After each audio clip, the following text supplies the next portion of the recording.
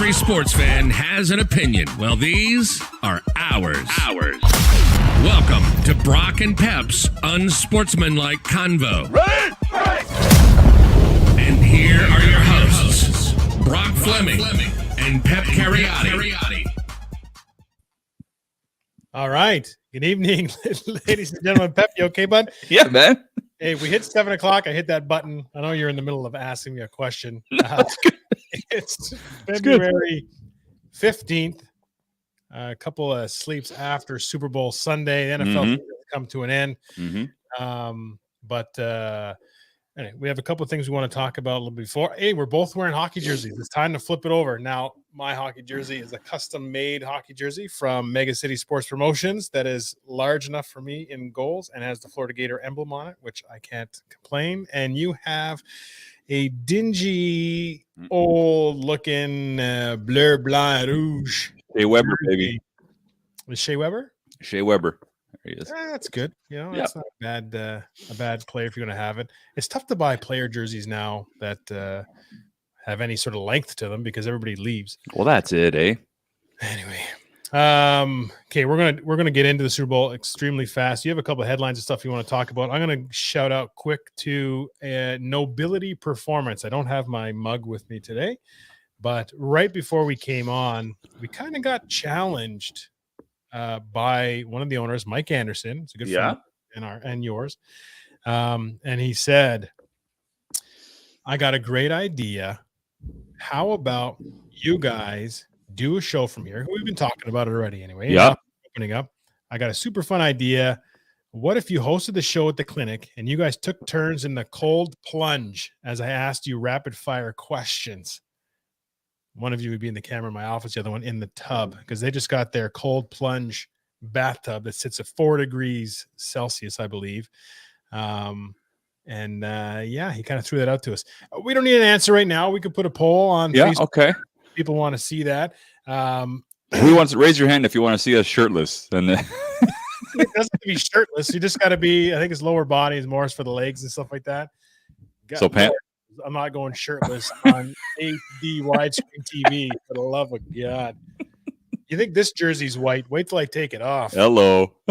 Yeah, whatever. I'm going to Mexico soon. C'est la vie. Yeah. That sounds like a great sounds like a really good idea, and it's also going to feel great. Believe it or not. Fun. And it'll feel great. Maybe we can do something where we raise money for charity or something. Who knows if we get questions. Yeah, sure. Anyway, something. Okay, I'm going to turn it over to you. Yeah. Here, you know what? Headlines with Brock and Pep.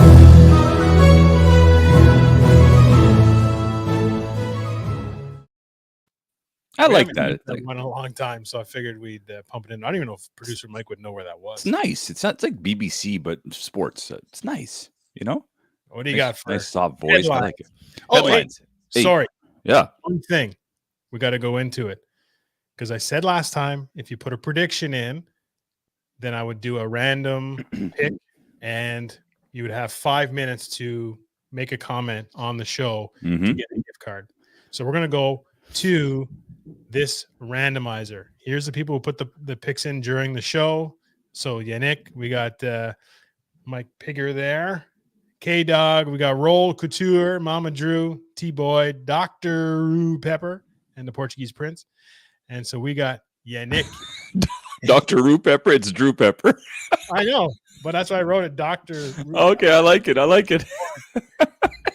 So Yannick, you got 5 minutes as of now to make a comment and get a gift card of your choice. Otherwise, we will draw somebody else. All right. Okay. Headlines. All right. Well, let's start off by wishing Jaromir Jagr a happy 50th birthday. Absolute. The guy is a legend. He's still playing hockey in the Czech Republic or whatever it's called. And he plays for a team that his dad started. And he doesn't have the heart to stop playing because his dad loves it so much. So happy birthday to him. He's still playing. Happy birthday. Turning back to the NHL, Jack Eichel is supposed to make his debut in the next couple of days. Pick up from Vegas. It's funny how it works because there's a salary cap in hockey, right? But once the playoffs come around, there's no cap.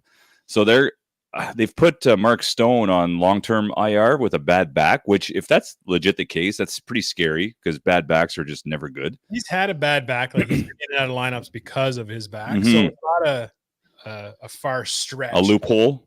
Now, is it, then being manipulated into a loophole so that they can kind of keep on the shelf? Tampa Bay has done it the last few years Mhm. with, was it Kucherov, who Yeah. didn't play all season. So his $8 million they didn't pay him until it was the playoff time. And then there's no salary cap once the playoffs start. Yeah, So exactly. you get the star player back. He gets his money. He's rested all season. So you kind of risk that, are you going to have enough weapons during the season to make the playoffs? But if you can get by, then why wouldn't you do it? Yeah. It's wild. So yeah, I find that interesting. He'll be a big piece. I mean, if he's relatively healthy. Remember, his neck surgery was experimental. So it should be interesting to see how he takes his first contact. We'll see what happens there. The BC Lions hired the first ever full-time female coach. Her name is Tanya Walter. She's officially a defensive assistant. I love it. I mean, I love it. I think it's awesome. I think it's progressive. I don't know what this coach's history is like, but I'm sure she's put in her time. I think I always found the CFL to be a little bit more progressive than the NFL, just in trying new things and taking a step forward when it comes to things like this. I really do. I know it sounds crazy, but I think the CFL has that vision, maybe because we're located in Canada and it's just sort of a different vibe here. Anyway, congratulations to Tanya Walter. I think that's just great stuff. Brandon Banks signed with the Toronto Argonauts. I think we mentioned that last week. I'm not sure, but Andrew Harris also signed there. Looking good in Toronto. If you're an Argonauts fan, that's a very interesting dynamic that they've created. 2 veterans come into town. So, as you know, Brock, it doesn't take a whole lot to flip the script if you're a CFL team. You could have one bad season. You could bring in a veteran or 2. All of a sudden, you're a top 2, top 3 in your division. So, congratulations to Brandon Banks going from Hamilton to Toronto, just up the what's the highway? Up the 401? Up the 401, I guess. Doesn't have to make too many moves there. What else we got on our headlines? March Madness is, I guess, the next big thing. Like, is this gap filler? What do you do with your time between now and the draft, Brock? Like, what do we do now? Is it normally hockey for you, or do you just take a break from sports altogether?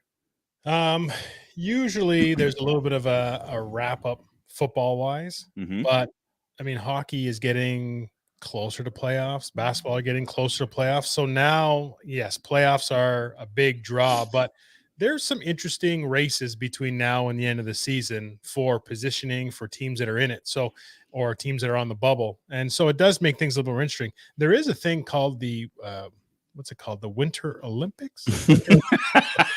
It's a worldwide thing that is happening right now. Yes, it's in Beijing, China, and the times are kind of off, but that's something. I mean, Canada, US, the females play the gold medal game, I think late tomorrow night.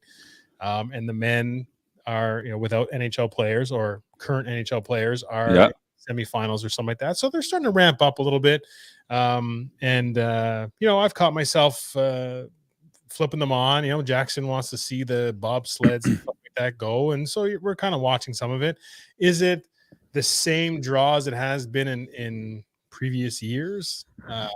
Feels like not. But maybe that has something to do with the fact that NHL players aren't there. Obviously, there's a lot more hype if the NHL players are in there, and that season kind of is halted for a bit.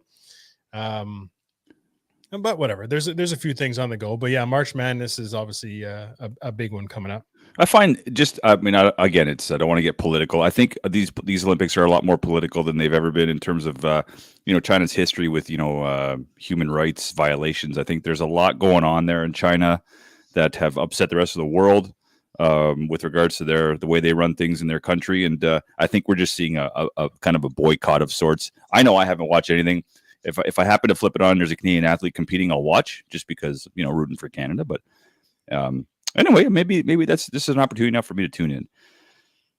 MLB, I mean, they were everybody was supposed to report yesterday. That would be the normal, the first day of spring training, I guess. This was a huge weekend for progress in terms of the talks between the union and the league.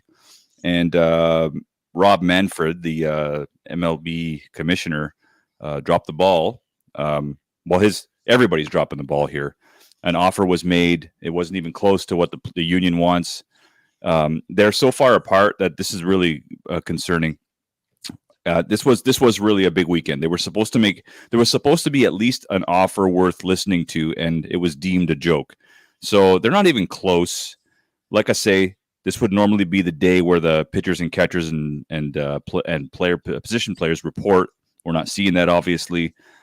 This is upsetting. I know the Jays are just now, making the turn. They were close last year. This is upsetting. It stunts the development of these young players.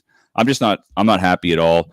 As a guy who took it on the chin in '94 when the Expos were on their way, and then there was the lockout. I mean, what are you going to do? What are you going to do? And I think this is not going to.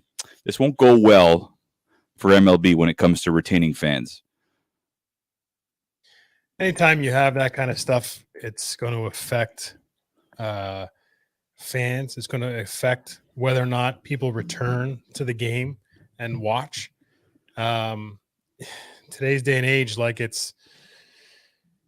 everybody takes things personally. If you're going to be on strike and withholding that sport from the fans, or the fans feel like the league is not doing right by the players or whatever, it's not hard there's entertainment everywhere now. So it's not like they can't find it somewhere else. I feel like it's in today's day and age, our attention span is already hurting. The game of baseball was already something that was more for traditionalists more than anything. They're trying to speed up the game. They're trying to modernize it a bit and keep people entertained and interested, engaged in it. And I feel like that was already struggling. So anytime that you're away from the field for any length of time, I think is going to affect the overall status of the game, at least in North America. Yep. I agree with you there. I think MLB needs to get their act together. You're losing. You just now reached the second generation of players of fans, younger fans going out to watch baseball. Certainly the Jays' success the last few years helped a lot. So we'll see what happens. It's concerning. Novak Djokovic still refuses to get his vaccine. He said he's willing to miss. I believe the French Open is next, and then Wimbledon obviously goes into the summer in June. He's more than willing to miss those events if they still require players to be vaccinated. Who knows what COVID will look like then? But I don't know. I don't know how I feel about this. This sort of runs into that whole freedom of choice conversation. I don't even want to get into it. I just thought it was noteworthy that he actually said that today, that he is the top 3 player on the tour. In fact, I think he's ranked 1. So it's kind of a big deal. It's not like he's a 10th ranked guy. Like it'd be like Ovechkin saying I'm not playing. So it's kind of a big deal. We'll see where that goes. And lastly, I don't know what to make of this Ben Simmons James Harden trade. I think from a Philly perspective, pardon me? That went through. So James Harden's gone to Philly in exchange for Ben Simmons and Seth Curry, who's shooting. I think he's got the highest 3-point percentage in the league. That's Seth Curry's little brother. Mm-hmm. I think for Philly they have to win this year. I think James Harden's lost a step. He's not as explosive as he was going to the basket. Still can shoot, but I think this is Philly. They're going for it now, and the trade for the Brooklyn, New Jersey Nets, the Brooklyn Nets, I think really is more of a long-term benefit. I think they get a little bit younger. Ben Simmons is very underrated. I mean, I don't know why this guy gets dumped on so much. So that's an interesting trade. Boston Celtics have won 8 in a row, so they're the hottest team in the NBA. They're sort of back in the mix in the East. And trade deadline, just quick, Toronto didn't do anything. They just they dumped Goran Dragic, which was to be expected. He was part of the Lowry deal. And in return, they got a veteran, Thaddeus Young. He's a lefty. He's a power forward, small forward kind of player. Probably one of the most well-respected guys in the NBA. So I think he comes in and fits their young core. The Lakers didn't do anything, which I was kind of surprised, considering they're 6 games under 500. But that's your NBA talk. I think we'll get the Charles brothers on one day and have them on, and we'll talk a little hoops and maybe get into the LeBron conversation and whether he should stay a Laker next year or not. There could be some talk of him being dealt in the summer and try to rebuild that franchise because they're all old. And it's, you either stick with LeBron and keep spending money, or you start over. And, I mean, it's a tough question. So we'll see what the Charles boys have to say. Anyway, those are our headlines. Again, it's that gap filler time, the NFL, March Madness, MLB, leading up to the NFL draft, which I think is going to be super exciting for my team. We'll see what direction they go. Some notable NFL talk before we get into the Super Bowl. Carson Wentz, the Colts have just said adios. I know he didn't play well against the Jags that last game, but they were a game away from being like the 3 seed or the 4 seed. Is it right for them? Like, these starting quarterback guys don't come around. They don't just grow on trees. Like, you've got a legit starting quarterback in Indianapolis. I don't know what your take is on Wentz. A lot of potential.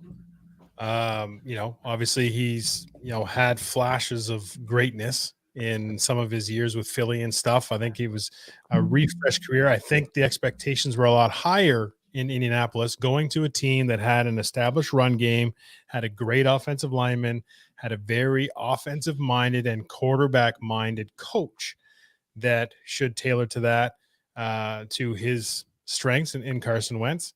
I think the receiving core is pretty strong. They're younger, but they're pretty deep. A lot of talent there. I just think, for whatever reason, it doesn't necessarily have to be just that it's a starting quarterback guy. It's got to mesh. It's got to mesh from a system-wise. It's got to mesh from a coaching perspective, and not to say it's got to be like an Antonio Brown type thing where he's just a jerk and you want to get rid of him.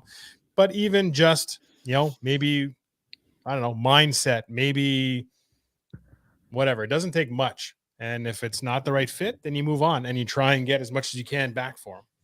But Wentz is on the blocks. I mean, Garoppolo it's a no-brainer that he's going to be, out looking as well, and they're going to be looking to trade him before March 16th, I think. Yeah. So there's going to be moves. I mean, Russell Wilson, where's Aaron Rodgers go? Derek Carr, maybe one of Mariota or Carr might be on the move. I don't think he's a backup. I think Mariota, if you look at some of the teams in the NFL who need a starting quarterback, I mean, he led the Titans to the conference championship a couple of years ago. I mean, he's young. I don't know. There's definitely quarterbacks out there. There's some quarterback needy teams too. So you might see some quarterbacks flipping jerseys. Who knows? We'll see what happens, but it's exciting anyways. Adrian Peterson, like, it's not even worth talking about, but like, just such a bad look on a guy who's he doesn't really get the credit he deserves when it comes to what he's done on the field. Like, he literally, his numbers are probably if they're not top 3, they're top 5 for sure at his position. But he's spoiling his legacy with all this stuff. Like, he really is. I mean, he's quiet on the field. He's never struck me as a guy on the field that's a real jerk. Like, he runs hard. He's not a rah-rah kind of guy. But this off-the-field stuff is just ruining him. And it's too bad because, he's had a long Hall of Fame career. Yeah. And I mean, what sours it most is that it's child and female related, Right? Like, not he's going out and getting in fights with men and stuff. It's who he's having issues with, and a 4-year-old of assaulting and stuff like that is the bigger issue. Yeah, and it leads to another conversation of, like, how he was raised. He's already made mention of that. Like, hey, when I was a kid, I was 4. If I didn't do what I was told to do, my mom would switch me in the back or whatever. So anyway, all that to say, it's disappointing because he was one of my favorite runners to watch on the field. But I mean, it's like Ray Lewis, right? Or Ray Rice. I mean, great runner, but you ruin your legacy when you pull stuff like that. Anyway, let's get to the Super. Horrible elevator partner. What? Let's get to the Super Bowl. Let's get to the Super Bowl. I feel like one more time you want to do, yeah.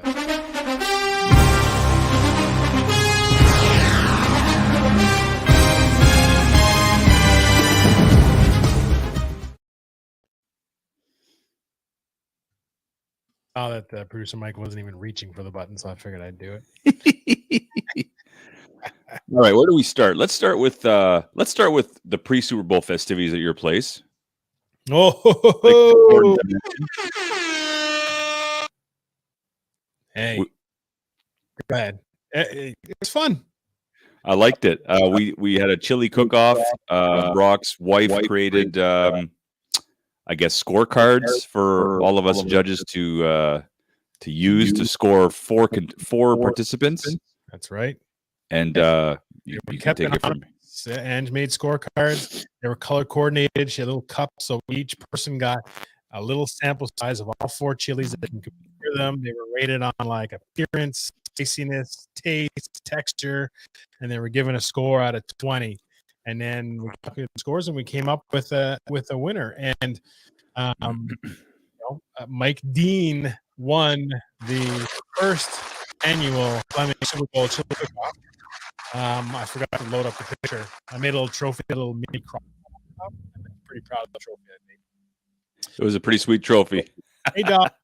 Curtis came in second, and honestly, I had his chili the next day, so I'd taken some of his because there was some before, and I could tell that he made it that same day. Where I asked Mike after, I said, "Mike, did you make this before?" He says, "Yeah, I slow cooked it on Friday, and then there was some more on Saturday." And chili needs that time to sort of soak in all the flavors and stuff like that. I think that was the only thing that was missing. Otherwise, I thought Curse's was delicious as well. Spice really kicked in. It was good. 9 on 20. Let's just put it that way. Now remember, I don't remember what I gave the 9 on. There was the 4 criteria. One, I can't remember them by heart, but it's flavor, texture. Was on 5. Pardon me? I think 9 was total because each one was on 5, so you couldn't have had 9 in one criteria. It was a total of 9. Was it? No, you're right. Oh dear. That's 9 on 20, folks. That is, and you're judging things. Well, 9 on 20, you're trying to be nice. That means you really did not like it. Well, I did not like it. I just was. I felt like I was Pep's cost. I like. It's Assuming. That's awesome. No, Anyway, forever etched in my brain. 2, 2, 3. What are you gonna do, boys? What are you gonna do? Anyway, because I had it today, it was delicious. Yeah, we did that. We did a fantasy football wrap up. We all voted on players to on each other person's team who we wanted to go back in the draft. It's a keeper league, so we all voted on those. We voted on we put our franchise tags on our players. It ended up being a lot of fun because there were some good discussions, kind of thing, and it makes our draft next year a lot more interesting because we have better players going back in the draft. And then it was snack time. You showed up with coffee over your shirt and else. And it was game on. And once the game started, it was a pretty good football game. It was. I liked everything about the matchup itself going in, but we saw on social media a lot of people saying how this might be the best playoffs they've ever seen. I think that didn't help the game in terms of like the hype. It was hyped to be like as phenomenal as some of the playoff games we saw. It was never going to live up to the Bills and Chiefs game or some of the games we saw in the playoffs. But they did a good job. All you want from my perspective, because there's a 2-week gap and the momentum kind of dies a little bit. From my perspective, all you want is a competitive game. Try to as clean a game as you can get that isn't run by the refs. And I thought for the most part that game was well played. The referees didn't really take over the game. We had the missed call with the face mask and all that, but that's one call. For the most part, I thought that reffing crew did a good job in not taking over the spotlight, and it was a close game. To bring their flags out at the end when it was down in the red zone and whatever, they started to call a lot, but it's overall, I felt you can't argue. Nobody can say, hey, the Rams didn't deserve to win that game because of X, Y, and Z. Like the Rams did what they needed to do and win. I don't think anybody can kind of argue one way or the other.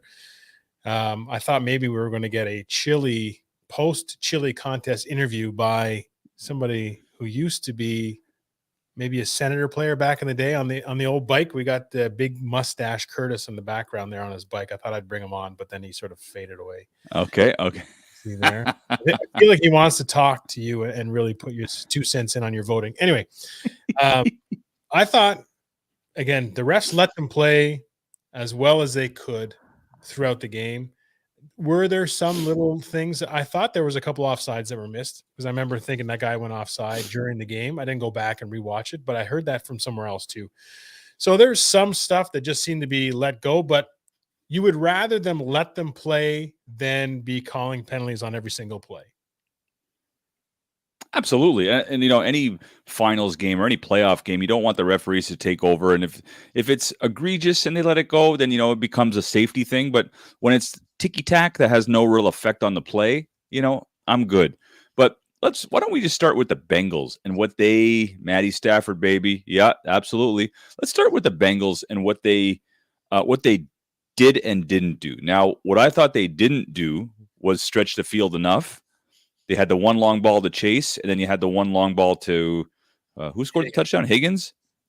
Yeah. And that was coming right out of the half. But for the most part, they didn't do enough down the field. I thought they should have taken chances. Because the Rams just play that bubble where they keep everybody in front of them. And of course, they weren't able to run on the Rams really. So all they had was really that intermediate passing, not even the short passes, and it just wasn't enough. And the Rams, as old as their defense is, are also very fast. So I just thought that the Bengals maybe overthought their game plan a little much and got away from what they do well, which is go and stretch the field. But you have to give the Rams credit on defense. I thought the Rams had a really good game plan. What do you think the Bengals didn't do well enough offensively? They didn't block they didn't let Aaron Donald go to sleep in the half. What happens is the turning point, really, in my opinion, is when Burrows ran and Donald pushed him out of bounds. Yeah, it was out of bounds. Like he pushed him out of bounds, but the play was inbounds. Yeah. The linemen come in, they show a little bit of like gusto and whatever. Get their hands in Donald's face. Donald gets back at them, whatever. I think you brought that up during the game. You're like, why would you, like, he hasn't done anything to that point. And when I say nothing, like from Aaron Donald, he hasn't done anything at that point. He wasn't wreaking a ton of havoc. Burrows was having some time to throw, and the linemen were doing a decent job. I would have said, and up until that point, the Bengals offensive line was doing a decent job. Then you pissed him off. And then from there, Aaron Donald was no longer that same guy kind of in that first half, and he turned it on. And he was almost unblockable. And from that point forward, you could not have time to go deep even if you wanted to. If they wanted to stretch the field and get those, Chase down and Higgins kind of beyond the secondary, that's fine and dandy. But Burrows didn't have any time to get the ball to him. Those are routes that take a little bit at a time, at least a couple seconds before he's got to get rid of the ball. If Donald's in your face and that pass rush is there, Miller's looked so fast off the edge. Yeah. Like his first couple steps, the Bengals tackles I felt sorry for them. These guys were just coming and they just didn't have time to do it. So that was the biggest thing is they didn't scheme enough to counteract a mad Donald. And for me, the biggest thing is that the Bengals linemen should have just picked up Burrows, walked back to the huddle. Let Donald be happy with a push of 3 yards out of bounds, whatever it is, and say, you know what? Shh. Yeah. Well, don't say anything. And that was the big turning point for me in that game. You nailed it there. I think that's when we saw the Bengals come out of the half and score that touchdown deep. And then I actually thought, the Rams, you could look on their face like, here we go. And this is the team that has these weapons on the side. And then that play happened. You're right. I think we all kind of went like, what, why don't, it was a legal hit. Like, I know it's your quarterback, but he's in bounds by like 2 steps. And then you go and poke the bear. And that's not the guy. Donald is one of these guys in the NFL who I think he's well respected.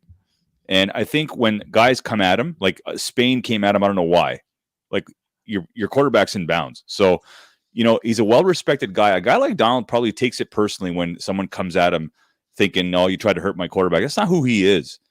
I think he's one of the classiest guys in the NFL. And when you upset a guy like that, he takes his game to like another level and then some. And he was a wrecking ball basically the last 4 drives the Bengals had. Up the middle, stopping the run. You were talking about there was a run play right up the middle. He held the lineman with one hand, and I think he made the tackle with the other hand. It was just Like, not only did he make the tackle with the other hand, it was a short yardage play. It was like needing a yard. yeah. And the running back, a grown man running and hitting that hole. Mixon. Donald is getting blocked. One hand puts it out there and stopped him cold. Even a one-arm tackle, you're like, okay, it's still a grown man. He fell for 2 yards. You still think that's pretty impressive. Took him down with one hand. He stopped him. Like, he did not reach that first down with going through Donald's one arm. Like, he's on a different level. But at the beginning, they were doing whatever it was. To piss him off like that was probably the worst thing you could have done. And ultimately, it came back to sort of bite him in the butt. Yep. And I'll tell you, in the last 15 years, there have been some dominant players on the defensive line. Guys but they've been huge. Like, I think of who's the guy that played for the Ravens there, their nose tackle. Then he went. No, he was Halia Nada.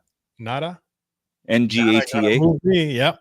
He was in his prime. You couldn't block him, and he would push the line from the nose tackle position. And he went to Detroit. Brown. Remember Gilbert Brown? Yeah, but these guys, they're big. There's only been two players in the NFL the last 15 years who I think have been able to do things just remarkable considering their size. One is James Harrison, and the other is Aaron Donald. They're short and stocky. They're not very tall, but they got leverage. You talk about leverage. You talk about the ability to get low and underneath a guy's pads and hold their ground and be fast enough to make tackles. These two guys, James Harrison is actually a candidate for the Hall of Fame next year. They've already announced the list for next year. I'd be shocked if he isn't. For what he achieved at that position at his size is remarkable. And Donald's in the same boat. Like, people don't realize he's not Reggie White. Like, he's not that big, but he's strong as an ox. He trains for his position, and it just goes to show you that you train for your position. You're going to have a lot of success, no matter how big you are. And it's remarkable what he's been able to do. And he was I know Kupp won the MVP, but we were talking about it, and I thought there should have been a co-MVP situation there with the Rams winning the Super Bowl. I thought Kupp and Donald had equal effect on the game. Wasn't it Donald who had the last play? Didn't he make the last tackle? Yeah, and amazing. Really, the difference to me is that you have Kupp, who had a great game, but somebody's got to get him that ball. If you watched, they were showing some breakdown of Matt Stafford with the no-look pass at the middle. I don't know if you saw that or not, where he looked off. I forget who, Bell or whatever was the safety, looked him off. The guy, his receiver's sitting there, looks at him, and then throws across and over top of Bell's head into Kupp's hands. Like, what he was doing was great. But in order for Kupp to be great and get that, is that Stafford's throwing the ball. Aaron Donald's like, to hell with it. I'm getting this. This is me. Same thing. We talk about what's more impressive. Guys playing in their 40s. Tom Brady did it for a long time, had a lot of success. That is phenomenal. Andrew Whitworth is doing that at the same age at the left tackle position. Yep. I'll throw ball. I can go out with my son and throw balls. I can go out to CFI on Sundays and throw balls to these receivers that are up and comers and they're fast. I could do that. Don't make me get into a left-handed stance and try and block some of these kids that are coming up now. Not going to happen. And this guy who's my age is doing this at the highest level. Big fan of Whitworth. I thought the Bengals, I'll give the Bengals some credit on the defensive end. They did a great job of just basically eliminating any running by the Rams. They could not run the ball to save their life. And that's a testament to the Bengals front seven. I know Al Michaels and Chris Collinsworth talked about the money that the Bengals spent. I think they had 7 new starters on the defense, all free agents. They spent their money very wisely. And their defense was good. 23-20. Their defense was played well enough to win, I thought. We talked about a couple of breakdowns with Eli Apple, and boy, did he ever get torched on Twitter. Oh, my God. I guess this guy's got a big mouth. Yeah, he sent some stuff before to Mecole Hardman, I think, about if you want tickets to the Super Bowl. So he was, the Ravens. He was talking smack, he was talking it, and he's got to be able to take it. I haven't seen him. He's probably just ignoring everything, but you give it, you got to take it. And he's got a lot of heat on it for sure. But hey, aside from Eli Apple, I thought the Bengals played strong defense. They did what they had to do. Losing OBJ early, I thought really affected the Rams' game plan. I mean, they really, they didn't have Higbee, so they really had to scatter, and it was all Kupp essentially. So, it's remarkable what they were able to do just basically with Kupp and Stafford. Amazing game by them. A great win. That winning drive. I thought the game had that element. What do the Bengals take away with this? Like, what do they need to do to win next year? What did you see from them that they're missing? Is this a good game for Burrow to build on, or was this a bad game for him? How do you think he played? Honestly, I thought he played well. I thought he was throwing the ball really well, made some really good passes. A lot of receivers played pretty decent too. From a betting standpoint, I would have liked to have seen him use Tyler Boyd a bit more often. So would a few other people that I know. Yes. But really, the only thing missing from Cincinnati's overall, like, they got a great kicker. McPherson is like the coolest kicker. Not only is he Florida Gator, but he stayed out for halftime. Did you see that? I did. He stayed out for halftime, watched the show. Like, buddy's like, hey, I'll kick it from wherever you need it. I don't need to be in there for this stuff, and just living it and calm, cool as a cucumber. Anyway, the only thing Cincinnati is missing is an offensive line. So this offseason, if they are able to wheel and deal, draft accordingly, and get even if you get two pieces, because the right side is really rated low on Pro Football Focus. If they can bump that up and provide a little bit more help to keep Burrows off his butt, most sacked quarterback in the league, you're going to be fine. But that's the biggest piece, and that's the difference. The fact they got this far with that offensive line is a testament to how good they are outside of that. And so you beef that up, and I think it's a whole new ball game. It's going to be a team between them, the Chiefs, the Bills in the AFC. It's going to be them for the next couple of years. I'm fascinated to see how the Bengals front office handles this, because they spent a ton of money on defense. And how do you handle this? I mean, you better hope you nail the draft, because you'll only have so much money to spend on offensive line. I mean, you've got Chase, who's probably got a couple of years left on a rookie contract. You got to pay Higgins at some point. You got to pay Boyd. You've got a good young tight end who's probably going to need money soon. Like, you got to this is a balancing act. It's an art to be a GM, and it's going to be very interesting to see how they handle the moving parts in terms of money. And I mean, you can't have it's not an embarrassment of riches in Cincinnati. It's not like, they're going to have to be able to really balance their budget. So the thing is, a lot of these Bengals players are now, their value has gone up considering what they've done this season. They've had some real good ones. And maybe there's people that they feel they can sell high or trade high right now because they don't feel like they can sustain that type of productivity. Sure. Okay. Let me ask you this. In today's game, now we see Matt Stafford leaves the Lions, goes to the Rams, wins first year. We saw Peyton Manning leave the Colts, go to the Denver, win the first year. We've seen Tom Brady leave the Patriots and go to the Bucs, win that first year. Like, what would be, you're a GM, you're building your team long haul. What's your strategy? Are you going for that franchise quarterback and then building around? Or are you going to say, you know what, instead of that, I'm going to build sort of everything else, and I can just grab a quarterback that is established somewhere at another team and say, you know what, I'm going to trade and bring him in, and he's the final piece. Because the quarterbacks, when they come in, they're not signing 10-year deals most of the time. They're coming in for a couple. So like a Rodgers is the next on the block to say, where's he going to go to try and get a Super Bowl? So you say, you know what, if we can, like the Rams did, and they built and drafted defense. They molded that. They got a couple other key pieces in there, and then they said, you know what, we're just missing this guy, and they brought in that quarterback. Same with Denver. When they bring those in, even the Bucs, you know what I mean? I know Tom Brady came and brought a lot of other people, but they had a good nucleus there that was built. And they say, we bring that one piece, and now we're good. Like, what would you do? What would be your approach? Well, that would be, I mean, I'm always want to build around the quarterback. And, it's funny because, the age is a factor, and overall health is a factor. Like, have they been hurt in the last couple of years? Has it been a major injury? Are they coming off an Achilles or elbow surgery? Like, so there's a lot of things to factor in.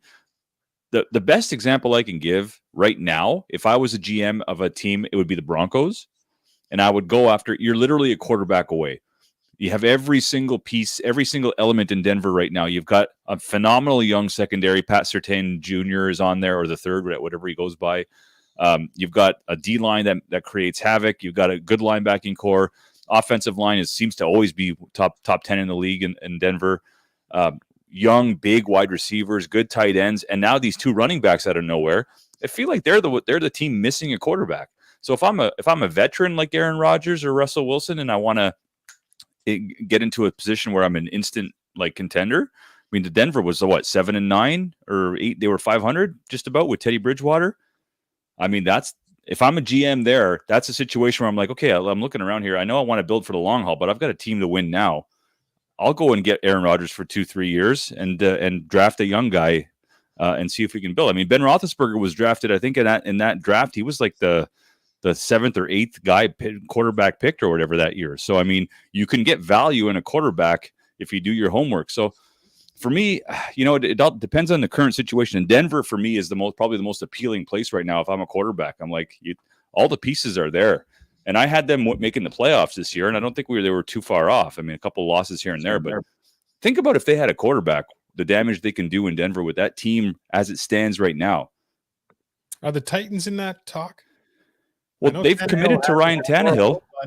Are they really like a quarterback like an Aaron Rodgers or Russell Wilson away from taking that next step? Because they got a lot of the same pieces. I've already said it before that I think San Francisco is another place that is ready and on the cusp to make that sort of push. Yeah, and a guy like Rodgers is a natural fit. University out there, he's kind of from there, like that. He's got the long hair now. He's set up for that. I don't know if that goes over in Denver as much, but Russell Wilson in Denver could be very interesting. He's used to Wisconsin. Whatever, you get some snow, some cold weather stuff. Seattle is that same sort of thing.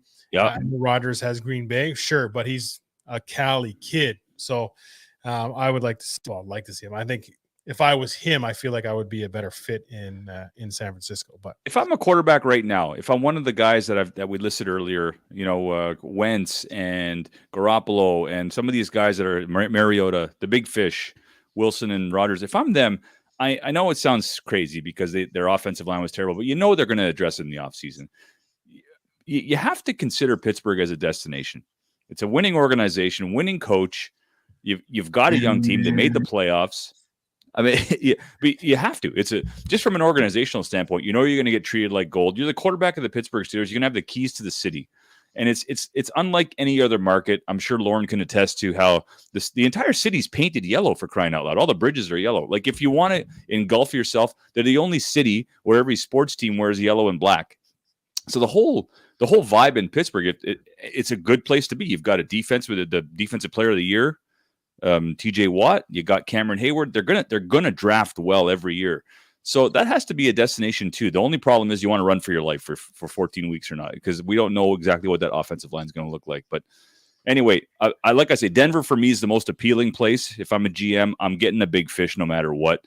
Producer Mike said the keys to Pittsburgh, something no one ever asked for. Oh, listen, by the way, Mike, you might fact check this. Pittsburgh just hired Pat Meyer as their new offensive line coach. He looks a lot like Urban Meyer. Is that his brother? If we can look that up, because they have the same kind of face.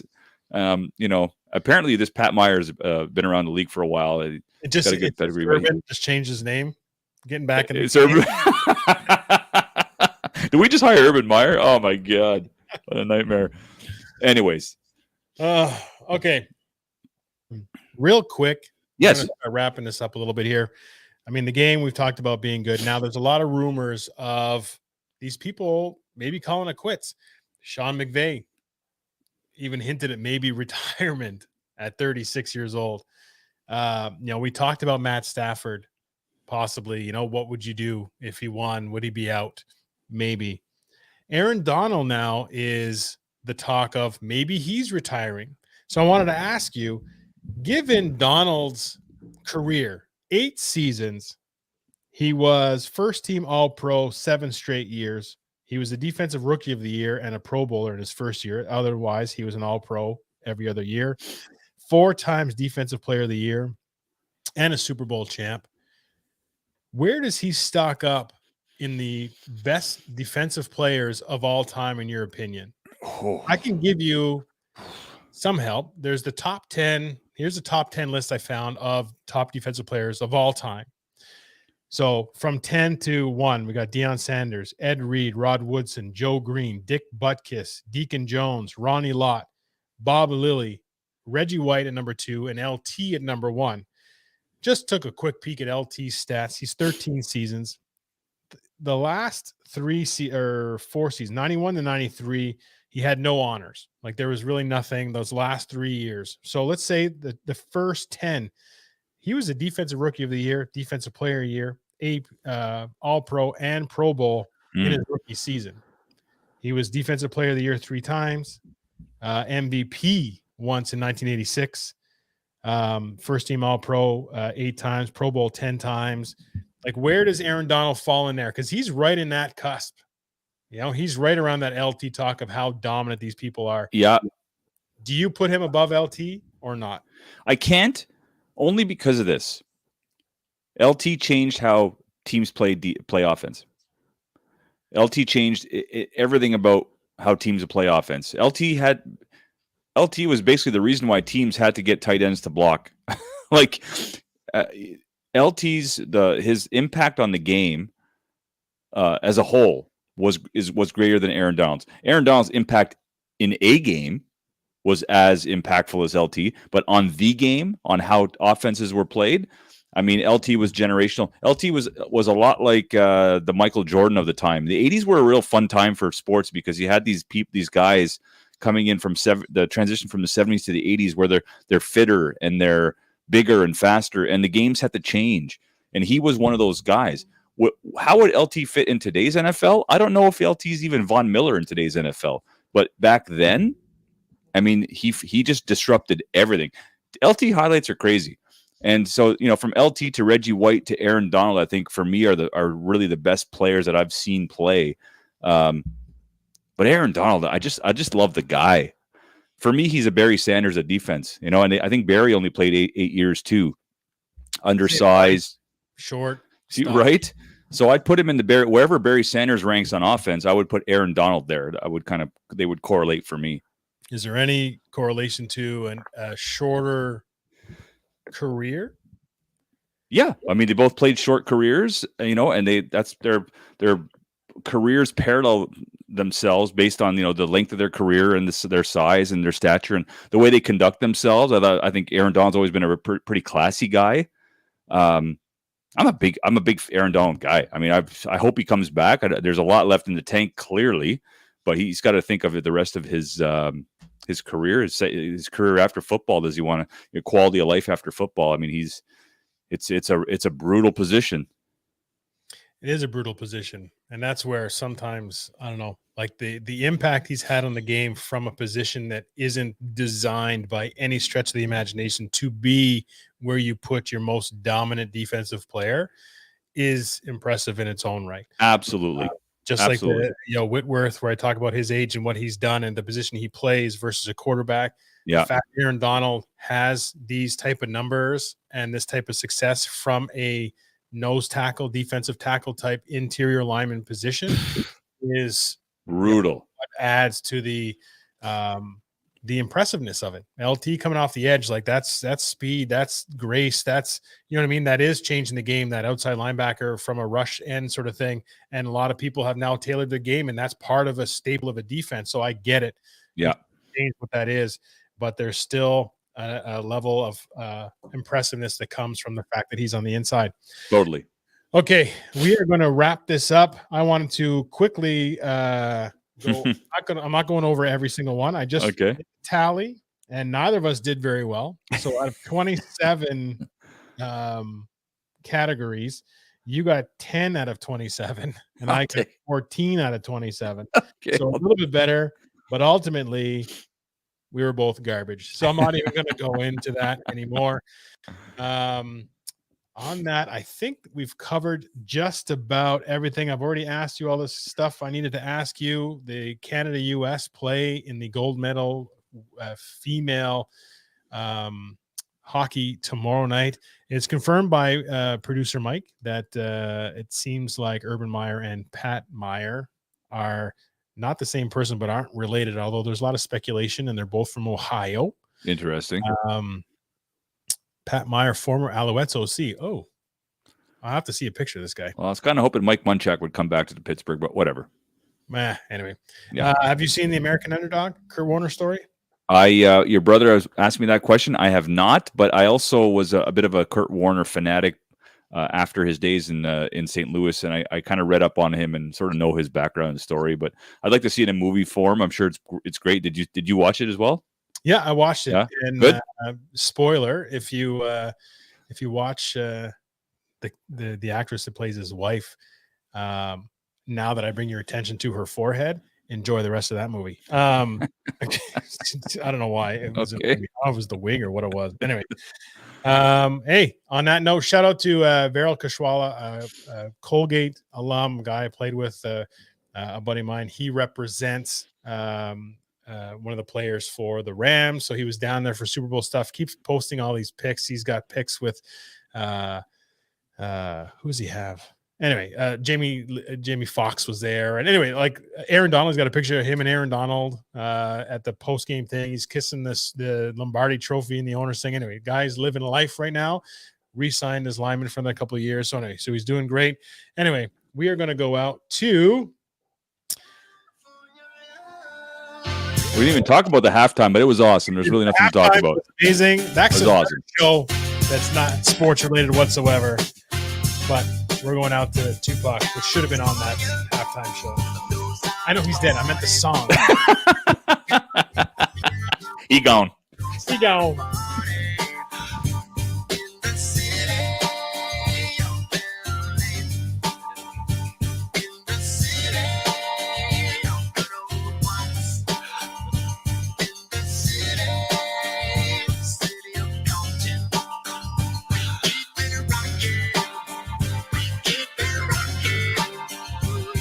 Let me welcome everybody to the Wild Wild West, a state that's untouchable like Elliot Ness. Track hits your eardrum like a slug in your chest, like a vest for give me your city. We in that sunshine state for the bomb ass history, the state where they never find a dance floor empty and filthy. On the mission for